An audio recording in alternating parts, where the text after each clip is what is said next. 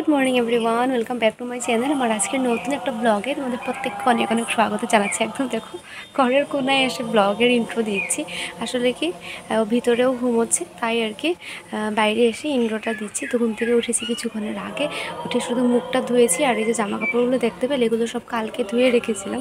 আর কালকে ধুতে দেরি হয়েছে তার জন্য মেলার জন্য আর টাইম পাইনি, মানে প্রায় 1টা-1:30টার সময় ধুয়েছি, মানে ধুতে ধুতে 1টা-1:30টা বেজে গেছে। এবার যদি মেলেতে শুকোবে না, কিছুক্ষণ পর নিতে হবে, এগুলো ব্যাপার রয়েছে তাই মেলিনি। তো এখন সকাল সকাল মেলে দিয়েছি, এখন সময় প্রায় 8টার মতো বাজে।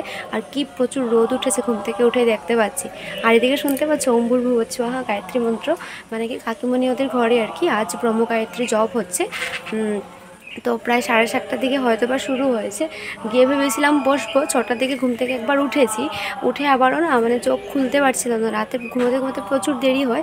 আর 6টার সময় উঠেও আবারও না কিছুক্ষণ পরে উঠবো ভেবে শুয়েছিলাম। তারপর হঠাৎ করে উঠে দেখি যে মানে শুরুই হয়ে গেছে, তাই আর কি আমি যেতে পারিনি, কাজবাজগুলো শুরু করেছি। আর এদিকে হাজব্যান্ড আর কি স্নান করে গেছে হলো কাকিমণি ওদের ঘরে। আর দেখতে পাচ্ছ কি খা খা করছে রোদে। আর এদিকে এই যে ঘরে ও হলো এই যে ঘুমোচ্ছে। তো যাই হোক চলো, রোদ দেখে মনে হচ্ছে অনেক বেলা হয়ে গেছে, কিন্তু না 8টা 10-15 এমনটাই হবে। তো সব কিছু কাজবাজ শুরু করবো, তোমরা সাথে থাকো আর আজকের ব্লগটা দেখতে থাকো। আর আজকের বারটা হলো রবিবার, 25 তারিখ। তো যাই হোক চলো বলে দিলাম বারগুলো, বার আর ডেটটা, কারণ কি বলো তো আমার না ব্লগগুলো আজ করলাম তো প্রায় হয়তো 1-2 দিন পরে পরেও পোস্ট হয়, কিছুটা ব্লগ আবার সাথে সাথেও একদিন পরেও পোস্ট করতে পারি, তাই আর কি ডেটটা বললাম। তো যাই হোক চলো তোমরা সাথে থাকো আর আজকের ব্লগটা দেখতে থাকো।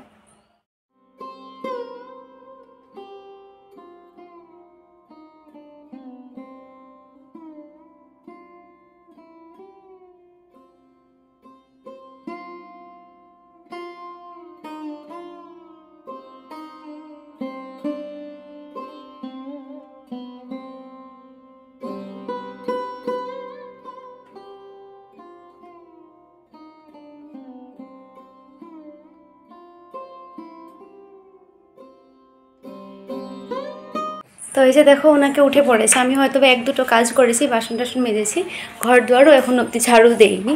আর ও উঠে টাকাটাকি শুরু করে দিয়েছে। তো এবার কুলে তুলে নিলাম। আর বাবাই দেখবে কি হচ্ছে, শুনতে পাচ্ছ বাইরে তো অনেক রোদ, শুনতে পাচ্ছ? হ্যাঁ পাপা কোথায় গেছে? ভীষণ রোদ, নিয়ে যাব না বাবা, পড়ে যাবে বাবা, চলো মুখ ধুবে, চলো চলো মুখ ধুবে। হ্যাঁ তো এদিকে দেখতে পাচ্ছ ওকে বিছানায় বসিয়ে আমি ভাবলাম যে এই ফাঁকে বিছানাটাকে গুছিয়ে নিই। আর না হলে কি হয় প্রত্যেক দিন আর কি এটা ওটা কাজ করতে করতে, রান্নাঘরে কাজ বলো বা বাইরে কাজগুলো বলো, সব কিছু করতে করতে না বিছানা আমার সব দিন আর কি লাস্টের জন্যই পড়ে থাকে। আর যেহেতু ও ঘুম থেকে উঠেই পড়েছে তাই আর কি একদিকে বসিয়ে ভাবলাম যে এক সাইডের থেকে আর কি গুছিয়ে নিই। না হলে কি হয় ধরো ও যদি দুলনায় থাকতো বা পাপার কুলে থাকতো তাহলে না মানে সুন্দর করে আর কি টান টান করে বিছানাটাকে ঠিক করা যায়। কিন্তু এবার কি করবো বলো, ও যেহেতু ঘরে নেই, কাকিমণি ওদের ঘরে, আর ওকেও আর কি দুলনায় রেখেছিলাম কান্না করে, তাই ভাবলাম যে যাই হোক কুলে নিয়ে আর কি এভাবে আর কি ঝেড়ে টেড়ে ঠিকঠাক করে নিয়েছি। একা মানুষ কি আর করবো, সবসময় সবটা সুযোগ হয় না, যখন যেটা আর কি মানে সম্ভব হয় সেভাবে আর কি করে নিই ম্যানেজ, এভাবে আর কি অ্যাডজাস্ট করতে হয়। তো ওইদিকে দেখতে পাচ্ছ ওর আর কি বিছানাটা ঠিকঠাক করে দিলাম, মানে এই যে ওয়ালপেপারটা পেরে দিয়েছি, যেহেতু আর কি সারাটা দিন আর কি ডাইপার পরাবো না, প্যান্ট পরিয়ে রাখবো, তার জন্য এভাবে আর কি রেখে দিয়েছি। আর এবার চলে এসেছি রান্নাঘরে। সবার ফার্স্টে হলো ওর যেগুলো মানে বোতল আর কি, যেটা সে বোতলটাকে গরম করব, তারপর হলো ওকে জল দেবো। তো এই যে এইদিকে উদ্ধবকে এসে ওর পাপা নিয়ে গেছে ওদের এখানে, মানে কাকিমণি ওদের এখানে আর কি। তো প্রায় শেষই উপাসনা, তারও কিছুক্ষণ বাকি রয়েছে, বসবো, তাই আর কি এসে সবাই জিজ্ঞাসা করছিল ওর কথা, ওকে এসে নিয়ে গেছে। তো সেই সুযোগে আমি তাড়াতাড়ি করে দেখো অল্প হোর্ডিংস বানিয়েছি খাওয়ার জন্য। তো ভেবেছিলাম যে বোর আসার পর একসাথে দুজনে মিলে চা খাবো। তো ভাবলাম যে হয়তো বা দেরিও হয়ে যেতে পারে, এসে একবারে ভাত টাত খেয়ে অফিসে যদি চলে যায় তো আমারও আর কি চা খাওয়া হবে না, প্রচণ্ড খিদেও পেয়ে গেছে কাজ করতে করতে, তাই ভাবলাম যে হোর্ডিংসটুকু খেয়ে নিই। আর এদিকে ওরও খাওয়া টাওয়া রেডি করে রেখেছি, আসার পর ওকেও খাওয়াবো। তো যাই হোক চলো আগে খেয়ে নিই তাড়াতাড়ি করে। এদিকে ওরা দুজন ঘুরে টুরে চলে এসেছে বাবা ছেলে মিলে, তারপর দুজনকে খাওয়া দিলাম, বরকে চা দিলাম, ওকে ছেড়ে খাওয়ালাম, তারপর আমি এসেছি দেখো রান্না বাড়া করতে। আর এদিকে এসে বেগুন ভাজা করব, ভেন্ডি কেটে রেখেছি চটরি করব, আর এদিকে ওরা দেখো ডাল হয়েছে, ভাতও হয়ে গেছে। আর এদিকে দেখো আমি কথা বলছি আমার সাথে সাথে মুখে মুখে ও কথা বলছে। তো যাই হোক চলো রান্না বাড়া শেষ, মানে তাড়াতাড়ি শুরু করি, তারপর আপাতত এগুলো রান্না করে যে দেখা যাবে যদি আরও কিছু করি।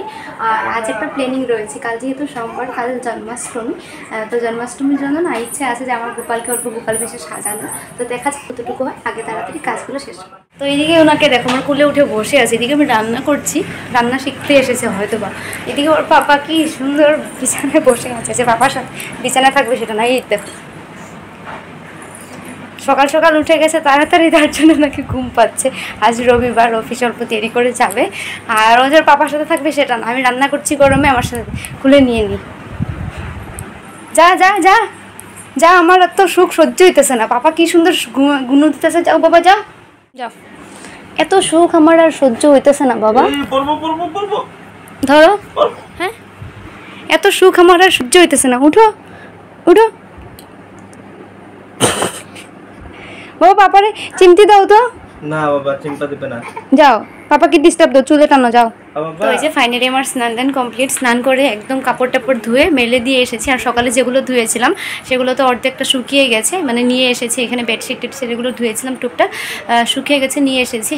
আর এদিকে ও ঘুমিয়ে গেছে, তো কিছুক্ষণের পরে আর কি ওকে দুপুরের খাওয়া টাওয়া খাইয়ে তারপর গিয়ে ভাবছি হলো ওকে অল্প গোপাল সাজাবো। তো দেখা যাক কতটুকু হয়।